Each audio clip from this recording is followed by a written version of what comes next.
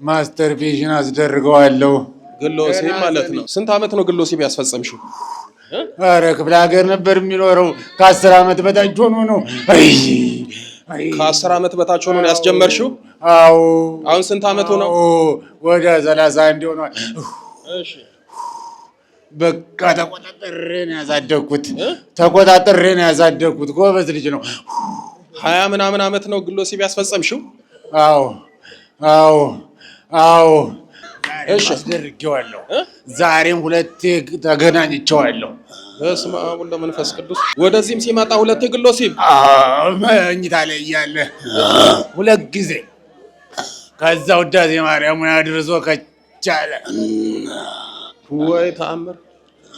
እግዚአብሔር እኮ መሐሪ ነው። በጣም ጎበዝ ነው። አሁን እንደዚህ ሁለት ጊዜ ግሎሴብ ፈጽሞ ታጥቦ ውዳሴ ማርያም ደግሞ ሲመጣ እመቤታችን የምታየው የምኑን ነው? የውስጡን ነው። ችግሩን ነው የምታየው። ልጄ ወዶ አይደለም ይሄንን የሚሰራው የሚያሰራው ሌላ አካል ብላ የያዘችው ለዛ ነው እንጂ እንደዚህ አይነት ኃጢአት የሰራ እንኳን ሊፈወስ ብዙ ችግር ሊገጥመው ይችላል። ግን እግዚአብሔር መሐሪ ነው። ድንግል ማርያም ቸር ናት።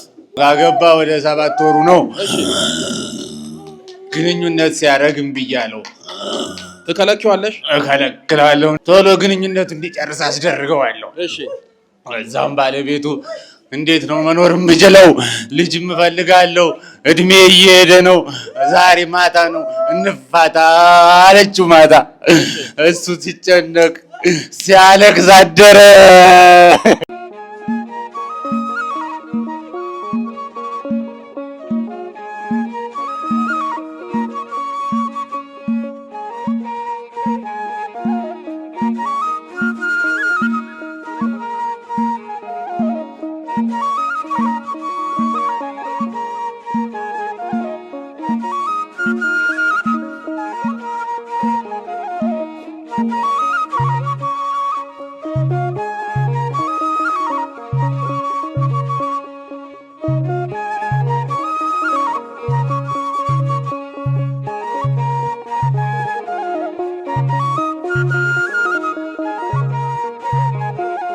ናንተ ና በስላሴ ስም ና እኮ ነው የምልህ።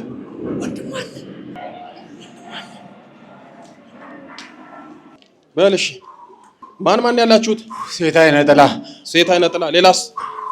ሴት አይነ ጥላ። እሺ ሌላስ? በቃ ሴት አይነ ጥላ። ሴት አይነ ጥላ ነሽ? እስኪ በራስሽ ድምፅ አውሪኝ። አንቺ አይነ ጥላ። ስንት አመትሽ ነው ከሱ ጋር?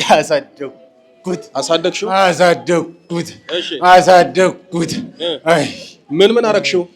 ኧረ ምንም ያላደረግኩት ነገር የለም። ማስተርቤሽን አስደርገዋለሁ። ግሎሴብ ማለት ነው።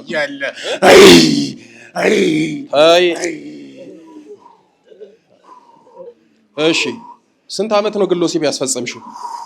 ኧረ ክፍለ ሀገር ነበር የሚኖረው። ከ10 አመት በታች ሆኖ ነው። ከ10 አመት በታች ሆኖ ነው ያስጀመርሽው? አዎ። አሁን ስንት አመቱ ነው? ወደ 31 ሆኗል። እሺ በቃ ተቆጣጥሬ ነው ያሳደግኩት። ተቆጣጥሬ ነው ያሳደግኩት። ጎበዝ ልጅ ነው። 20 ምናምን አመት ነው ግሎሴብ ያስፈጸምሽው? አዎ አዎ አዎ። ጎበዝ ነው። አዎ አዎ። ትዳር ይዞ ነበር። ምኑን ተረፎታል? አንድ ሰው ግሎሴብ በነገራችን ላይ ሳይንሱ የሚለውን ልንገራችሁ። እሺ በግሎሴብ ዙሪያ በጣም የተጠናውን ልንገራችሁ። እነሱ ፕሩፍ አድርገናል የሚሉት ማለት ነው። አንድ ሰው በተደጋጋሚ ግሎሴብ ሲፈጽም ሁለቱ ኩላሊቶቹ ፌል ያደርጋሉ። ምን አልኳችሁ? አሁን አንዳንድ ጊዜ በእውነት እኔ ወጣቱ ኩላሊቱ ፌል እያደረገ በኩላሊት በሽታ እየተጠቃ ኩላሊቴን ይላል። እንደዛ ብለን ብንጠይቅ የሞራል ጉዳይ ስለሆነ ዝም እንላለን እንጂ አንዳንድ ጊዜ ጥቂት የማይባሉ ሰዎች ግሎሴብን ሲያዘወትሩ ኩላሊታቸው ከጥቅም ውጭ ይሆናል። ይሄ ሳይንስ የደረሰበት ነው። መንፈሳዊነቱን ተውት፣ ስጋዊን ብቻ ብታስቡት ይሄ ችግር አለው። ከዛ ደግሞ ከጊዜ በኋላ እድሜው ጎልመስ ሲል ሁለቱ አይኖቹ ሊጠፉ ይችላል፣ ይጠፋል። ወይም ደግሞ የማየት እድሉ ወይም የማየት ብቃቱ እየተዳከመ ይመጣና መጨረሻ ማየት ይሳነዋል። ስንተኛ ጉዳት አልኳችሁ? የመጀመሪያ ምን ያደርጋል? ኩላሊት ፌል ያደርጋል። ሁለተኛ ምን ያደርጋል? አይኑን ሊያጠፋ ይችላል፣ ይጠፋል። ሶስተኛ ደግሞ ንቃተ ህሊናውና ማስተዋሉ ይቀንሳል። ይሄ ማለት ምን ማለት ነው? ፈዞ ደንዝዞ ቁጭ ይላል። ስልክ እጁ ላይ ይዞ ጠፋብኝ ብሎ ይፈልጋል። ያስቀመጠውን ጫማ ፊት ለፊቱ እያየ አያይም፣ ዞሮ ይፈልጋል። ጠዋት የተነገረውን አይደለም ማታ ምሳ ሰዓት ላይ ማስታወስ አይችልም። ማታ የተናገረውን ጠዋት ይረሳል። የትኛውንም መጽሐፍ ቢያነብ አይገባውም፣ አይሰርጸውም፣ አያስታውስም። ይሄ ደግሞ አደገኛው የህሊና ችግር ነው። ከዛ በኋላ ከጊዜ በኋላ ደግሞ ፈዞ ደንዝዞ የአእምሮ በሽተኛ ይሆናል። ሌላው ደግሞ ሁል ጊዜ ይህንን ነገር የሚፈጽም ሰው አደገኛው ነገር ደግሞ ምንድነው? የመውለድ እድሉ ደግሞ ግማሽ % ይቀንሳል። ዘሩ ይሟጠጣል፣ ዘሩ ይደክማል። ቢያገባ ልጅ ላይወልድ ይችላል። ስለዚህ ፈረንጆቹ በእነዚህ ምክንያቶች ፕሊስ እባካችሁ ይህንን ድርጊት አትፈጽሙ ይላሉ። ለወንዶቹ ስናገር ለሴቶቹ የሌለ እንዳይመስላችሁ። ስለዚህ እባካችሁ እንደው በመብራን በኪዳነ ምሕረት አትፈጽሙ። ፈጽሙ የሚላችሁም ከሆነ ኪዳነ ምሕረት ሰሪልኝ ገስጭልኝ በሉ። ምንም አይተርፋችሁም፣ ህይወታችሁ ነው የሚመሰቃቀለው። ሌላ ወደዚህ ደግሞ ስንመጣ ይኸው እንደምትሰሙት ሴት አይነ ጥላ ካለች በቃ ግለ ወሲብና ህልመ ሌሊት መገለጫዋ ነው። ከ10 ዓመት በታች አስጀመረችው 31 ዓመት ነው 20 ምናምን ዓመት ግለ ወሲብ እያስፈጸመ ይኖራል። ቅድስናን ያጠፋል፣ ነፍስንም ስጋንም ያረክሳል፣ ከእግዚአብሔር ያጣላል፣ እንደ አውናን ያስቀስፋል። እንደ አውናን እንኳን ባንቀሰፍ ባንሞት ውስጣችን ብዙ ነገር ይሞታል። እኛ የሚታየውን ነው፣ ማይታየውን ነገር ብዙ ነገር እናጣለንና እግዚአብሔር ከዚህ ይጠብቀን። እሺ አስደርጌዋለሁ። ዛሬም ሁለቴ ተገናኝቼዋለሁ። በስመ አብ ወወልድ ወመንፈስ ቅዱስ አልቀርም ብሎ መጣ። ወደዚህም ሲመጣ ዝም በል ሁለቴ ያስደረግኩት። ወደዚህም ሲመጣ ሁለቴ ግለ ወሲብ መኝታ ላይ እያለ ሁለት ጊዜ ከዛ ውዳሴ ማርያምን አድርሶ ከቻለ። ወይ ተአምር! እግዚአብሔር እኮ መሐሪ ነው። በጣም ጎበዝ ነው። አሁን እንደዚህ ሁለት ጊዜ ዋዳምጠኝ ግለ ወሲብ ፈጽሞ ታጥቦ ውዳሴ ማርያም ደግሞ ሲመጣ እመቤታችን የምታየው የምኑን ነው? የውስጡን ነው። ችግሩን ነው የምታየው። ልጄ ወዶ አይደለም ይሄንን የሚሰራው፣ የሚያሰራው ሌላ አካል ብላ የያዘችው ለዛ ነው እንጂ እንደዚህ አይነት ኃጢአት የሰራ እንኳን ሊፈወስ ብዙ ችግር ሊገጥሞ ይችላል። ግን እግዚአብሔር መሐሪ ነው። ድንግል ማርያም ቸር ናት። እሺ አግብቷል። አዎ ካገባ ወደ 7 ወሩ ነው። እሺ ግንኙነት ሲያደርግ እምቢ እያለው ትከለኪዋለሽ? እከለክላለሁ። ቶሎ ግንኙነቱ እንዲጨርስ አስደርገዋለሁ። እሺ እዛም ባለቤቱ እንዴት ነው መኖር የምችለው?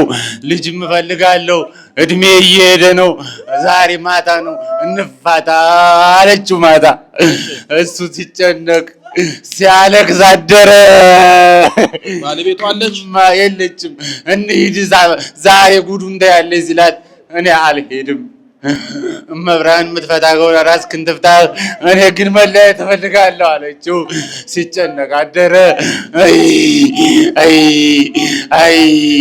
አይ ስጋውን በልቶ ደሙን ጠጥቼ ስጋዬን በልቼ ስጋን ጠጥቼ ደምን ጠጥቼ በማይገባ ስራው እያለው ላይ ያለቅስብኛል፣ ያለቅሳል። ከ6 ዓመት በፊት ነው ስጋው ደሙን የበላው። ቀጨኔ መድኃኒዓለም ነው የቆረበ። ጎበዝ ልጅ ነው። አሁንም እሷን እስኪ ዝም በል አገባለሁ ሲል ልብሱን ሁሉ ተገዝቶ ቀለበቱ ተገዝቶ ዛሬ ነገ እያልኩ አያችሁ አይደለ? እስኪ ዝም በል። አይ ስርዓት ይኑርሽ። ዝም በል አንተ። ቅድም ሳስተምር ሰምታችኋል አይደል? ሰዎች እኛ እያየናቸው እኛ እያወቅናቸው እየሰማናቸው ኃጢአት ሊሰሩ ይችላሉ። ለምሳሌ ሊጠጡ ይችላሉ፣ ሊዘሙቱ ይችላሉ፣ ሊሰክሩ ይችላሉ፣ መጥፎ ሕይወት ውስጥም ሊገቡ ይችላሉ። እኛ ልናውቅና ልናይ እንችላለን። እነዚህን ሰዎች በደለኞች፣ ኃጢአተኞች ብለን እንፈርጃለን። ኃጢአት እየሰሩ ቤታቸው ምን እንደሚሰሩ አናውቅም። ስለሰሩት ኃጢአት ሊያለቅሱ ወደ እግዚአብሔር ሊመለሱ ይችላሉ በእንባ። ቤታቸው ቁጭ ብለው እግዚአብሔር ከዚህ ነገር አውጣኝ አላቀኝ ብለው እግዚአብሔር ላይ ሊያነቡ ሊያለቅሱ ይችላሉ። ለሰሩት ኃጢአት ሊጸጸቱ ይችላሉ። ልክ እንደሱ ማለት ነው። ዮሴፍ ያስፈጽመዋል፣ እሱ ግን ደግሞ ያለቅሳል። እግዚአብሔር አምላክ እንባችሁን ያያል። አስቡት እንግዲህ አግብቷል፣ መተኛት አቃተው። ይሄ የብዙ ባለትዳሮች ችግር ነው። በነገራችን ላይ በቤተ ክርስቲያን እኮ በቅዱስ ቁርባን ሰዎች ሲጋቡ ተክሊልም ቢሆን ቁርባኑ ያው ማተሚያው ስጋው ደሙ ነው። ስርዓቱ አንድ ነው፣ ጥቂት ነው ልዩነት ያለው። ነገር ግን በስጋው ደሙ ሲጋቡ ቃል ይገባሉ። ወንዱ ምን ይላል? መከነች ሰነፈች ብዬ ላልተዋት ብሎ ቃል ይገባል። መከነች ልጅ መውለድ አቃታት ነው። ሰነፈች በቤት ውስጥም ስራም በአልጋ ላይም ሊሆን ይችላል። ድካመ ስጋ ሊገጥማት ይችላል። በፍቶት ደስተኛ ላትሆን ትችላለች። ለባሏም ደግሞ የሚገባውን ነገር ላታደርግ ትችላለች። ይሄ እንኳን ችግር ቢመጣ አልተዋትም ብሎ ቃል ይገባል። ሚስትም ደግሞ በችግሩ ሁሉ ላልለየው ትላለች። አንዱ ችግር ይሄ ነው። አለመግባባት፣ መጣላት ሊሆን ይችላል። ከመጋረጃ በስተጀርባ ደግሞ እንደዚህ አይነት ችግር ካለ ይሄንን ልችል፣ ችግሩ ችግሬ ነው ልል፣ ፈተናው ፈተናዬ ነው ልል፣ ደስታው ሐዘኑም የኔ ነው ልል ብላ ቃል ትገባለች። አሁን ቃል ገብተው ያፈርሳሉ፣ ቃሉን አይፈጽሙም። ችግር ገጠመው ብላ ልትፈታው ነው። ግን ብትኖር ዛሬ ጥሩ ነበረ። የባሏን ጉድ አላየችም። አይነ ጥላው መሃላቸው ገብቶ የሚሰራውንም አላወቀችም። እሺ መጨረሻ ምን ልታረጊው ነበረ?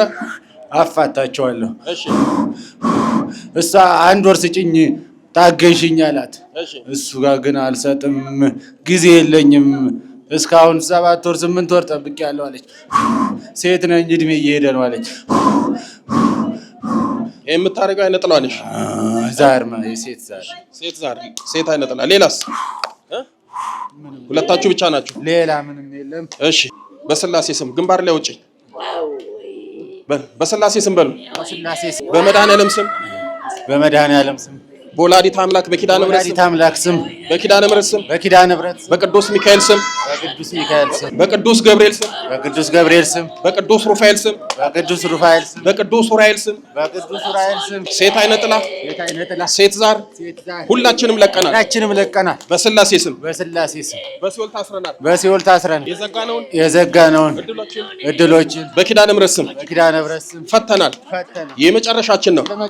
በል 7 ጩኸት እናውጣ አንድ ላይ ቶሎ በል። አንድ ቀጥ 6 በላይ መጨረሻ ገንዝ እናይድ ሊቀ መላእክቱ ቅዱስ ሚካኤል በስ ገንዝ እናይድ ሲኦል ያውርድ። አይዞህ አማት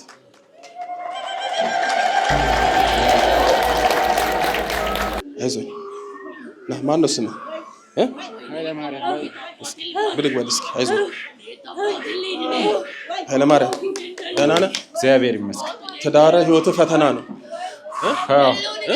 አዎ ተጨነኩ። ኪዳነ ምሕረት የመጨረሻ ታድርግልህ በሉት። ከተቻለ ባለቤትን ይዘና ታምረ ማርያም አሳዝለን ጸሎተ ማርያም አድርሰን ሁሉም ነገር ይስተካከልልሃል። ሳምንት ይዘሃትና እሺ ትመጣለች። ንገራት፣ ቀሲስ ነው ያሉት ጸሎት ይደረጋል ብለዋል በልና ይዘሃትና ኪዳነ ምሕረት የመጨረሻ ታድርግልህ በሉት። አይዞኝ በርታ። እሺ ተው እመቤቴን አመስግን። ተው